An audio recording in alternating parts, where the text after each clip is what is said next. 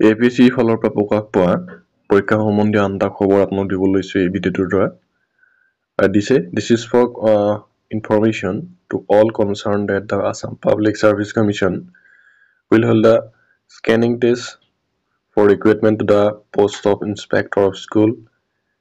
District Elementary Education Officer, Deputy Director under the Assam Education Service as per program given below ইয়াত দিছে আৰু date দিছে 9 নৱেম্বৰ ইয়াত দিছে পোষ্ট আমি গম পালে আৰু ডেট এণ্ড ডে দিছে 9 নৱেম্বৰ 2025 সানডে টাইম দিছে 10 AM to 12 noon আৰু সাবজেক্ট দিছে General Studies OMR base or this no intimation letter to the eligible candidate shall be sent separately by post. The list of candidates shall be uploaded on 22nd October 2025 and e-admission certificate shall be uploaded on 3rd November 2025 in the Commission's official website www.apsc.nic.in. The candidate shall have to download their own intimation e-admission certificate from the aforesaid mentioned. The Commission would like to clarify that the Commission reserves the right to cancel the candidature of any candidates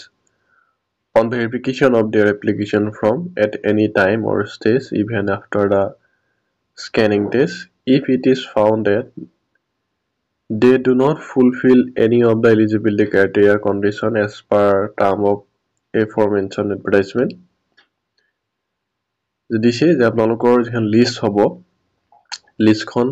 22 অক্টোবৰত আপোনালোকে ওয়েবসাইটত লাভ কৰিব আৰু আপোনালোকৰ